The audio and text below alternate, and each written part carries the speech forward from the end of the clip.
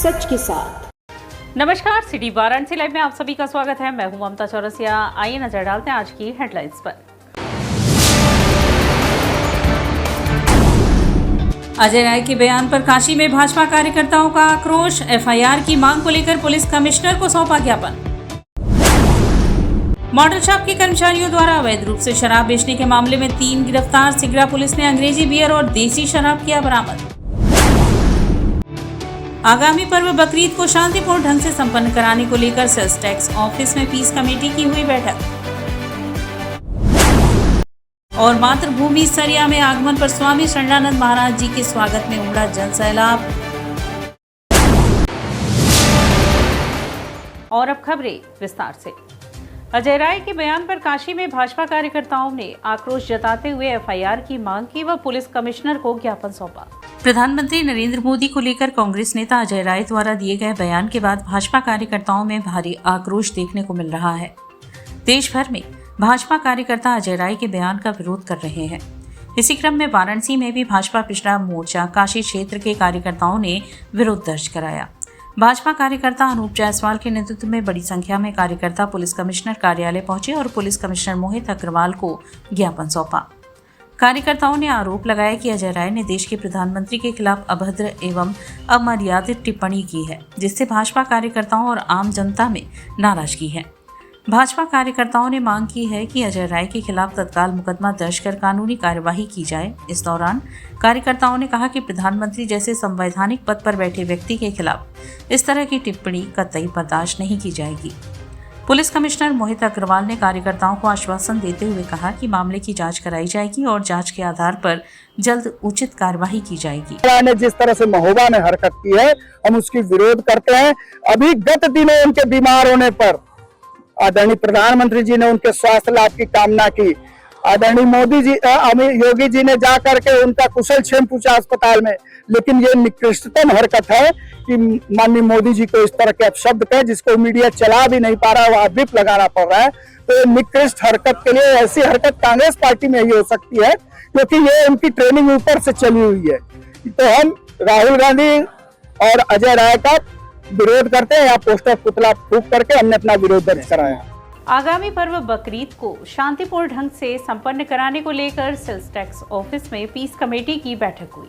आगामी पर्व को सकुशल एवं शांतिपूर्ण ढंग से संपन्न कराने के उद्देश्य से चेतगंज थाना क्षेत्र स्थित सेल्स टैक्स ऑफिस में शुक्रवार शाम आयोजित पीस कमेटी की बैठक संपन्न हुई। बैठक में प्रशासन एवं पुलिस विभाग के अधिकारियों ने क्षेत्र के गणमान्य नागरिकों, धर्मगुरुओं, व्यापारी प्रतिनिधियों और समाज सेवियों के साथ कानून व्यवस्था को लेकर विस्तार से चर्चा की। बैठक की अध्यक्षता क्षेत्राधिकारी चेतगंज शुभम कुमार सिंह ने किया। इस दौरान चेतगंज इंस्पेक्टर वीके शुक्ला, चेतगंज चौकी प्रभारी वैभव शुक्ला, पानदरीबा चौकी प्रभारी विकास मिश्रा, लहुराबीर चौकी इंचार्ज विकल शार्डियल, तेलियाबाग चौकी इंचार्ज अली अतहर तथा नाटी इमली चौकी प्रभारी संदीप सिंह सहित अन्य पुलिस अधिकारी एवं कर्मचारी मौजूद रहे।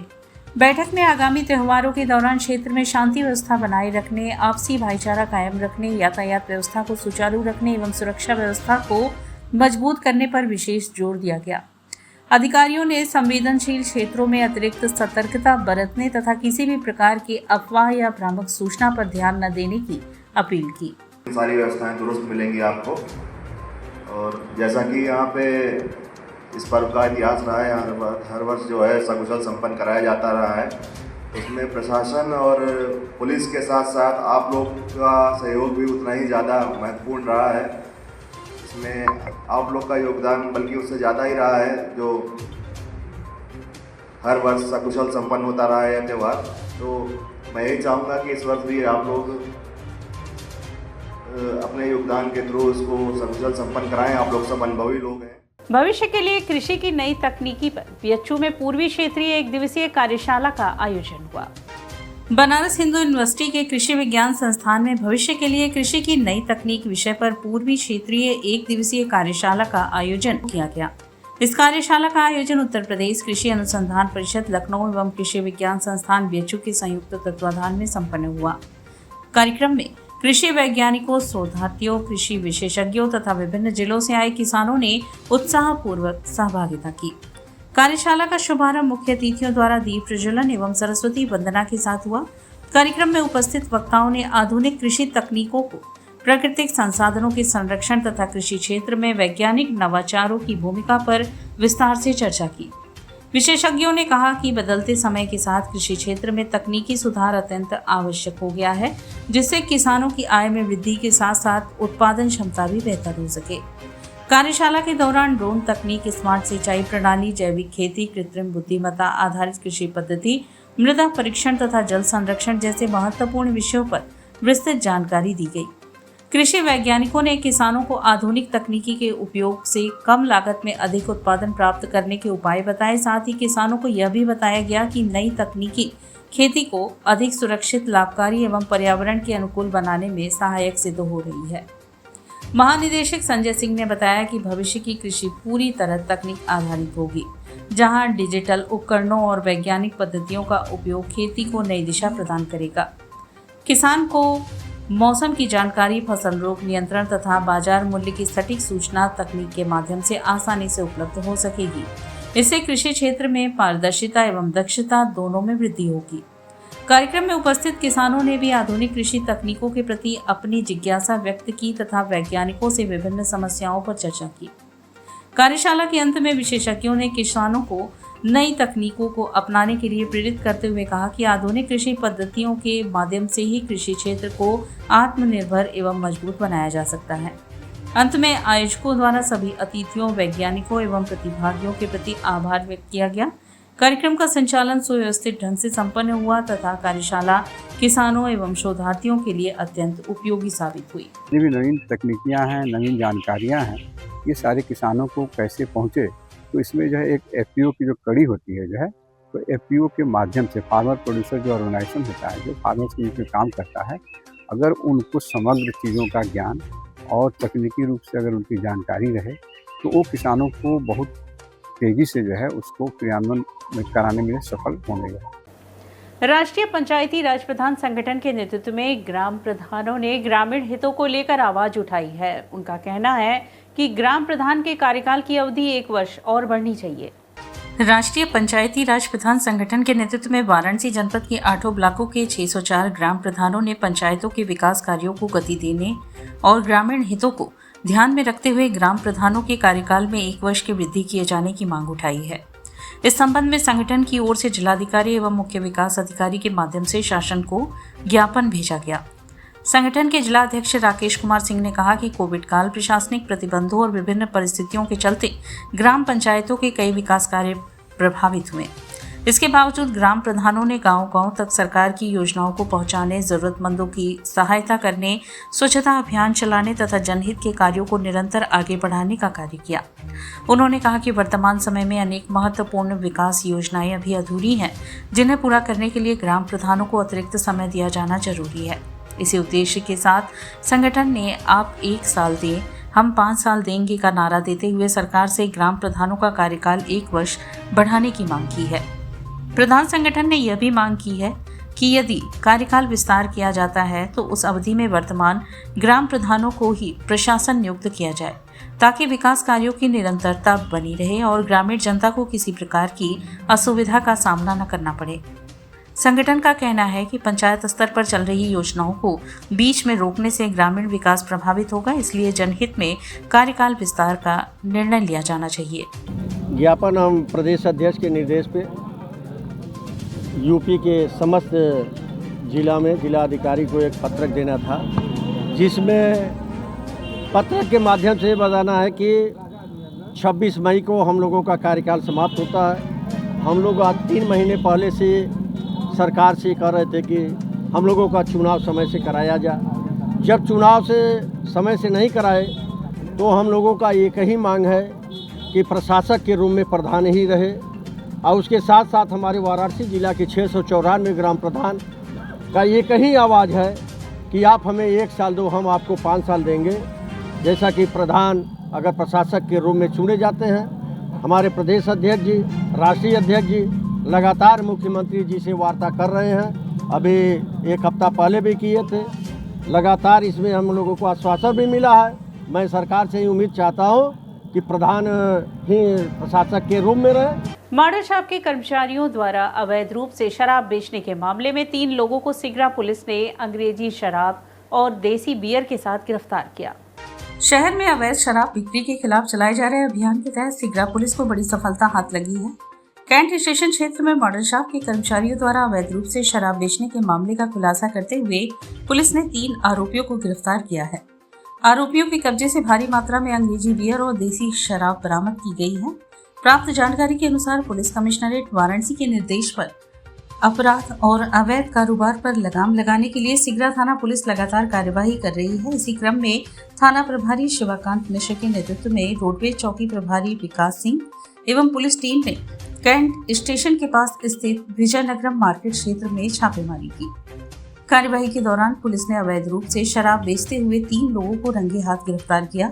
पकड़े गए आरोपियों की पहचान जौनपुर जनपद के जलालपुर निवासी सोनू यादव, संदीप यादव तथा चौबेपुर थाना क्षेत्र के रजवाड़ी निवासी शिवपूजन यादव के रूप में हुई है। तलाशी के दौरान पुलिस ने आरोपियों के पास से 55 बोतल अंग्रेजी शराब, 41 कैन बोतल बियर तथा 16 बोतल देसी शराब बरामद की। पूछताछ में सामने आया कि गिरफ्तार आरोपी एक मॉडल शॉप में कर्मचारी के रूप में कार्यरत है और देर रात ग्राहकों को निर्धारित मूल्य से अधिक दामों पर शराब बेचने का अवैध कारोबार चला रहा था। पुलिस के मुताबिक आरोपियों के खिलाफ संबंधित धाराओं में मुकदमा दर्ज कर आगे की कानूनी कार्यवाही की जा रही है। सिगरा पुलिस की इस कार्यवाही से अवैध शराब कारोबारियों में हड़कंप मचा हुआ है। और यहाँ वक्त तो चला है एक छोटे से ब्रेक का, मिलते हैं ब्रेक के बाद। वाराणसी लाइव, सच के साथ।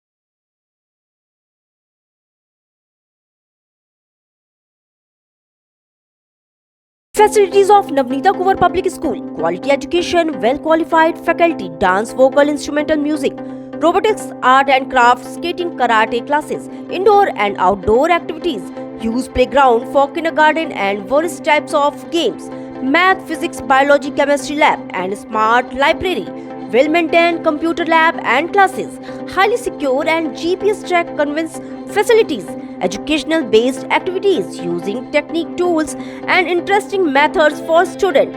Navneeta Kuvar Public Schools, Swahi near BHU Hyderabad Gate, Varanasi. Mobile number 7311128462. Navneeta Kuvar Public School. Varanasi live, सच के साथ। और ब्रेक के बाद पुनः आपका स्वागत है। गढ़वा घाट के पीठाधीश्वर मातृभूमि सरैया आए। उनके आगमन पर भक्तों का जनसैलाब उमड़ पड़ा। थानापुर संत मत अनुयायी आश्रम मठ गढ़वा घाट की शाखा सरैया, जो वर्तमान पीठाधीश्वर श्री श्री 108 श्री स्वामी सदगुरु सरनानंद जी महाराज परमहंस की मातृभूमि एवं जन्मभूमि है, वहां नवीनीकरण एवं सुंदरीकरण के उपरांत प्रथम बार स्वामी जी के आगमन से संपूर्ण क्षेत्र आध्यात्मिक उल्लास और भक्ति रस में सराबोर हो उठा। बाल्यकाल से ही सदगुरु के प्रति अगाध आस्था रखने वाले स्वामी जी ने इसी पावन भूमि से वैराग्य एवं संन्यास जीवन की प्रेरणा प्राप्त की थी। कई वर्षों बाद अपने ही जन्मस्थल पर पुनः आगमन के अवसर पर श्रद्धालुओं का प्रेम, समर्पण और उत्साह देखते ही बन रहा था। आश्रम से लगभग 1 किलोमीटर पूर्व से ही मार्ग के दोनों ओर सैकड़ों की संख्या में महिलाएं, पुरुष एवं श्रद्धालु खड़े होकर अपने आराध्य स्वामी जी के स्वागत में पुष्प वर्षा और जय घोष कर रहे थे। अपनी जन्मभूमि पर पहुंचकर पीठाधीश्वर स्वामी भी आत्मिक आनंद से अभिभूत दिखाई दिए। सर्वप्रथम उन्होंने नवनिर्मित सदगुरु निवास भवन का उद्घाटन किया। स्वामी जी के जय के गगनभेदी उद्घोष से पूरा वातावरण गुंजयमान हो उठा। तत्पश्चात स्वामी जी ने नवनिर्मित गुरु मंदिर के लोकार्पण किया, जहां संत परंपरा के समस्त गुरुओं की चित्रा श्रृंखला स्थापित की गई है। आध्यात्मिक शांति एवं साधना के इस पावन स्थल पर स्वामी जी ने विधिवत पूजन अर्चन कर मंदिर को श्रद्धालुओं के मध्य लोकार्पित किया। सायंकाल 7 बजे से संपूर्ण आश्रम परिसर फूल मालाओं एवं विद्युत सज्जा से अलौकिक छटा बिखेरने लगा। संध्या वंदन कार्यक्रम में पुष्पों से सुसज्जित मंच पर विराजमान स्वामी जी की पूजा अर्चना की गई। संवेद स्वर में प्रस्तुत गुरु वंदना तथा महाआरती की नैनाभिराम झांकी ने उपस्थित श्रद्धालुओं को भाव विभोर कर दिया। स्वामी जी ने भक्तों को संबोधित करते हुए कहा कि कलयुग में मानव जीवन की मुक्ति नाम स्मरण, सुमिरन और सत्संग से ही संभव है। इसलिए सच्ची आस्था एवं अटूट विश्वास के साथ निरंतर मानव सेवा के मार्ग पर अग्रसर रहें। 2 घंटे तक चले भजन कीर्तन से पूरा वातावरण भक्तिमय बना रहा और ऐसा प्रतीत हो रहा था मानो संपूर्ण परिसर दिव्य चेतना से आलोकित हो उठा हो। तत्पश्चात लोगों ने भंडारे का प्रसाद ग्रहण किया। अगली प्रातः पुनः पूजा अर्चना एवं मंगल वंदना के पश्चात श्रद्धालुओं ने अपने पूज्य स्वामी जी को भावभीनी विदाई दी। एक ओर जहां संध्या का समय अपार आनंद, उत्साह, आध्यात्मिक उल्लास से परिपूर्ण था, वहीं प्रातःकाल का वह क्षण श्रद्धा, प्रेम, विश्वास, अपनत्व और वृक्षों की भावनाओं से उत्प्रोत दिखाई दिया। स्वामी जी के इस ऐतिहासिक एवं आध्यात्मिक दौरे ने सरिया की पावन भूमि को पुनः भक्ति साधना और गुरु प्रेम की दिव्य चेतना से अभिसिंचित कर दिया। कार्यक्रम में आश्रम के सचिव प्रकाश ध्यानानंद, धर्म दर्शनानंद, हरि ध्यानानंद, दिव्य दर्शनानंद, रूहानी प्रेमानंद सहित आश्रम परिवार के सभी महात्मा जन, स्थानीय जनप्रतिनिधिगण, मंगल कवि वीरेंद्र यादव प्रधान, राधेश्याम, महेंद्र, त्रिलोकी, शेषनाथ, केदारनाथ, किशन यादव, मुन्ना, हरि भैया, प्रभाकर सहित समस्त ग्रामवासियों ने अपनी सक्रिय भूमिका निभाई। संत मत अनुयायी आश्रम मठगढ़वा घाट की पावन शाखा सरिया में नवनिर्मित सदगुरु निवास एवं गुरु मंदिर का लोकार्पण हमारे पूज्य पीठाधीश्वर श्री श्री 108 श्री स्वामी जी महाराज परमहंस के कर कमलों द्वारा संपन्न हो रहा है। यह केवल एक भवन अथवा मंदिर का उद्घाटन नहीं, बल्कि गुरु परंपरा, आस्था, साधना और आध्यात्मिक चेतना के पुनर्जागरण का अलौकिक एवं अद्भुत क्षण है। जिस पावन भूमि ने स्वामी जी के बाल्यकाल, तप, त्याग और वैराग्य को देखा, आज वही भूमि उनके दिव्य आगमन से पुनः धन्य हो उठी है। श्रद्धालुओं का प्रेम, समर्पण और भावनाओं का यह अद्भुत संगम हम सभी के लिए अविस्मरणीय रहेगा। हम सभी श्रद्धा एवं कृतज्ञता के साथ श्री श्री के पावन चरणों में भावपूर्ण प्रणाम निवेदित करते हैं और प्रार्थना करते हैं कि स्वामी जी की कृपा इसी प्रकार समस्त मानवता पर बनी रहे। सुसवाई वार्ड में 17 लाख रुपए की लागत से सीसी रोड निर्माण कार्य का शिलान्यास हुआ। प्रधानमंत्री नरेंद्र मोदी की प्रेरणा तथा उत्तर प्रदेश के मुख्यमंत्री योगी आदित्यनाथ एवं नगर विकास एवं नगरीय रोजगार एवं गरीबी उन्मूलन विभाग के मार्गदर्शक अरविंद कुमार शर्मा के निर्देशन में वाराणसी के सुसवाही वार्ड संख्या 39 स्थित सत्संग विहार कॉलोनी में सीसी रोड निर्माण कार्य का भव्य शिलान्यास कार्यक्रम संपन्न हुआ। यह शिलान्यास कार्यक्रम उत्तर प्रदेश सरकार के राज्य मंत्री सूक्ष्म लघु एवं मध्यम उद्यम विभाग हंसराज विश्वकर्मा के कर कमलों द्वारा संपन्न कराया गया। कार्यक्रम में वाराणसी के महापौर अशोक कुमार तिवारी तथा रोहनिया विधानसभा के विधायक सुनील पटेल की गरिमामयी उपस्थिति रही। कार्यक्रम का आयोजन सुसवाही वार्ड के पार्षद सुरेश पटेल के नेतृत्व में संपन्न हुआ। निर्माण कार्य के अंतर्गत सत्संग विहार कॉलोनी में कोमल निवास से श्री यादव जी एवं AK सिंह के मकान होते हुए गीता भारती के घर तक सीसी रोड का निर्माण कराया जाएगा। इस महत्वपूर्ण विकास कार्य की कुल लागत 17.3 लाख रुपए निर्धारित की गई है। कार्यदायी संस्था के रूप में जिला नगरीय विकास अभिकरण वाराणसी को जिम्मेदारी सौंपी गई है। दिनांक 23 मई 2026 को आयोजित इस शिलान्यास समारोह में क्षेत्रवासियों ने उत्साहपूर्वक भाग लिया। कार्यक्रम के दौरान मंत्री हंसराज विश्वकर्मा ने कहा कि प्रदेश सरकार नगरीय क्षेत्रों में आधारभूत सुविधाओं के विकास के लिए निरंतर कार्य कर रही है। सड़क, नाली, जल निकासी एवं स्वच्छता जैसी मूलभूत सुविधाओं को बेहतर बनाना सरकार की प्राथमिकता है। उन्होंने कहा कि इस सड़क निर्माण से स्थानीय नागरिकों को आवागमन में काफी सुविधा मिलेगी तथा क्षेत्र के विकास को नई गति प्राप्त होगी। कार्यक्रम में प्रमुख रूप से डॉक्टर SK भारती, नरसिंह राम, नेताराम जी, सुनील कन्हैया सिंह, राजेश, बबलू, कपिल पटेल, OP वर्मा, AK राम, सत्येंद्र सिंह सहित सैकड़ों क्षेत्रीय कार्यकर्ता एवं कॉलोनी वासी उपस्थित रहे। कार्यक्रम का संचालन एवं अध्यक्षता पार्षद सुरेश पटेल द्वारा किया गया। क्षेत्रीय नागरिकों ने इस विकास कार्य के लिए प्रदेश सरकार एवं जनप्रतिनिधियों के प्रति आभार व्यक्त करते हुए कहा कि सड़क निर्माण से वर्षों पुरानी समस्या का समाधान होगा और आम जनता को बड़ी राहत मिलेगी। दुनिया के सबसे लोकप्रिय नेता आदरणीय नरेंद्र मोदी जी का क्षेत्र है। उनके क्षेत्र में गली गली में विकास हो रहा है। और भी जिलों में हम लोग जाते हैं, बड़े बड़े काम तो होते हैं, लेकिन छोटे छोटे माइनर स्तर पर काम अगर देखने को मिल रहा है काम करने का अवसर मिल रहा है, शिलान्यास करने का अवसर मिल रहा है और लोगों को दुख दर्द करने का अवसर मिल रहा है, तो वो प्रधानमंत्री के क्षेत्र में प्रधानमंत्री का बहुत बहुत आभार व्यक्त करते हैं। आज किस प्रकार का यहाँ पर आज यहाँ एक सड़क गली आप देख रहे हैं जिसका शिलान्यास अपने गुड्डू पार्षद, हमारे बाकीलाल जी, हमारे सिन्हा जी, ऐसे हमारे सभी प्रभार शंकर पांडे जी, राजेंद्र जी और भी यहाँ हमारे सभी कनौजिया जी, सभी यहाँ जो कार्यकर्ता हैं, कन्हैया लाल जी, सभी लोगों का मैं आभार व्यक्त करता हूँ। ये 17 लाख से ऊपर का एक गली जो है आज शिलान्यास हुआ है। पंचकोसी यात्रा के चौथे पड़ाव शिवपुर में नगर निगम अपने बेहतर सेवा के लिए तत्पर है। वाराणसी में पंचकोसी यात्रा के चौथे पड़ाव शिवपुर पांचों पांडवा धर्मशाला में इस बार श्रद्धालुओं के लिए बेहतर व्यवस्थाएं देखने को मिल रही हैं।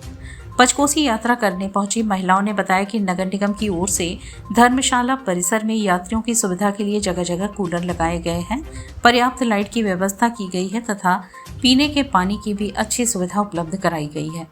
महिलाओं ने कहा कि साफ सफाई को लेकर भी नगर निगम सक्रिय है। परिसर में नियमित सफाई के लिए कर्मचारियों की ड्यूटी लगाई गई है ताकि पंचकोसी यात्रा करने वाले श्रद्धालुओं को किसी प्रकार की परेशानी का सामना न करना पड़े। हालांकि अच्छी व्यवस्थाओं के बीच महिलाओं ने शौचालय को लेकर शिकायत भी की है।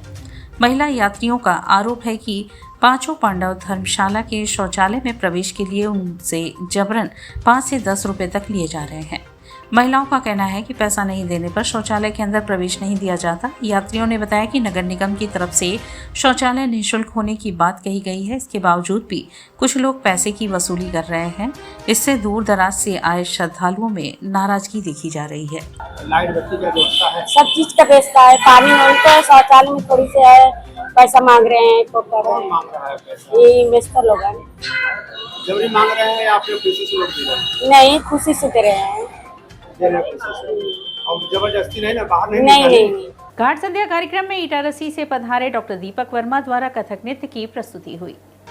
जिला प्रशासन की अभिनव पहल पर शनिवार को सुबह बनारस के अंतर्गत घाट संध्या कार्यक्रम में इटारसी से पधारे युवा कलाकार डॉक्टर दीपक वर्मा ने उत्तर भारत का प्रसिद्ध कथक नृत्य प्रस्तुति का शुभारंभ शिव की अत्यंत प्रिय नगरी काशी में मां गंगा के पावन तट पर शिव वंदना, नागेंद्र हराय, त्रिलोचनाय, तत्पश्चात शुद्ध कथक नृत्य, गंगा अवतरण एवं समापन, कृष्ण भजन एवं अनेक रूपों में देखो गोविंद गोपाल मुरारी प्रस्तुत किया। कलाकार ने पद, लय, ताल, अंग संचालन एवं घुंघरुओं की झनकार को झंकृत कर दर्शकों के हृदय को मंत्रमुग्ध किया। कलाकार को प्रमाण पत्र एवं आशीर्वचन समाज सेवी संतोष कुमार गुप्ता एवं अंजलि गुप्ता ने प्रदान किया। धन्यवाद ज्ञापन श्याम कुमार केसरी ने किया। कार्यक्रम का संयोजन सुबह बनारस के सचिव एवं संस्थापक डॉक्टर रत्नेश वर्मा ने किया। कार्यक्रम का सफल संचालन सीमा केसरी ने किया। इस अवसर पर भारी संख्या में दर्शकगण उपस्थित रहे।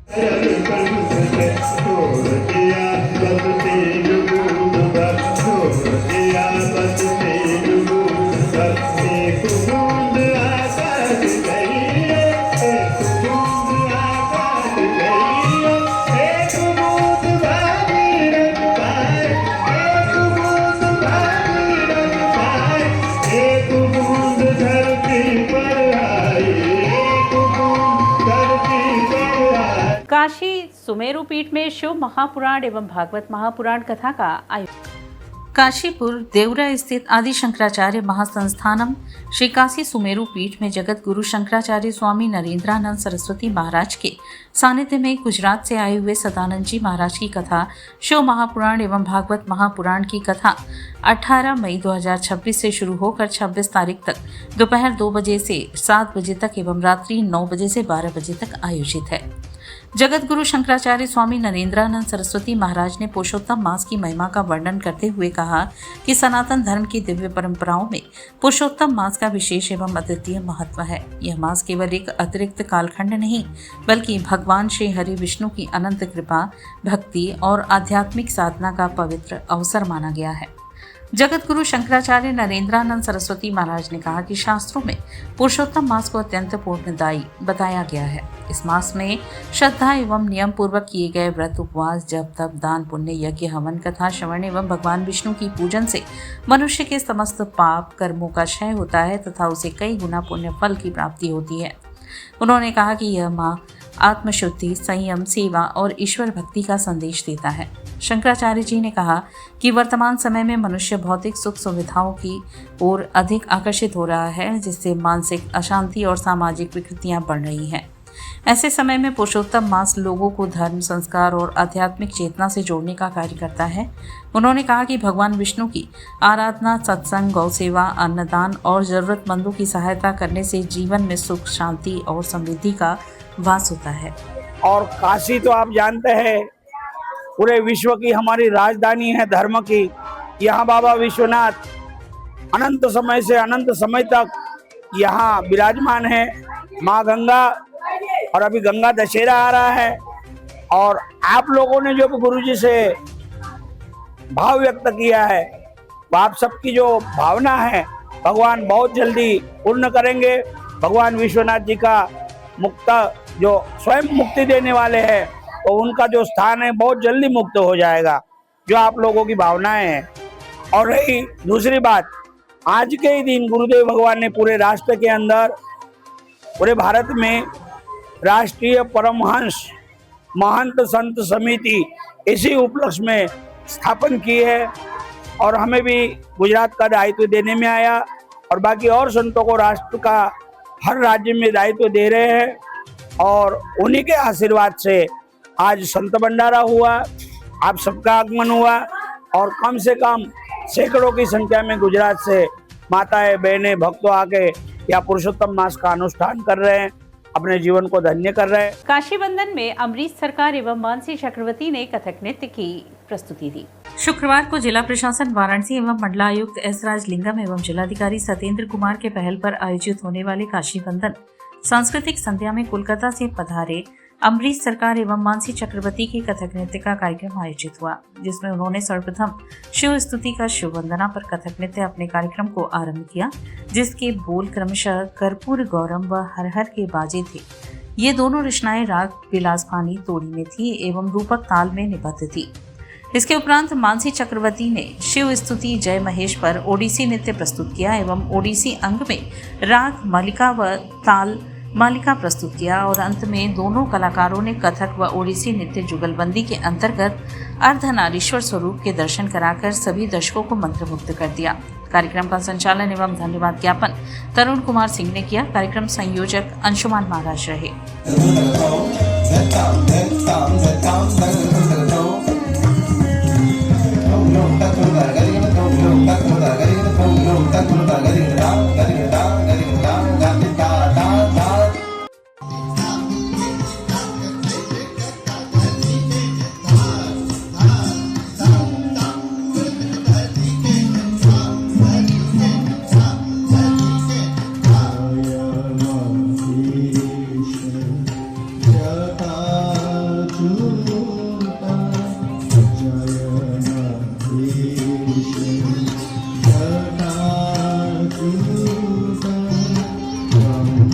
और इसी के साथ सिटी वाराणसी लाइव का यह प्रसारण यही समाप्त होता है। ममता चौरसिया को दे इजाजत।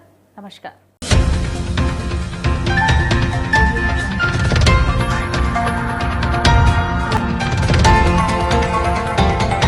वाराणसी लाइव, सच के साथ।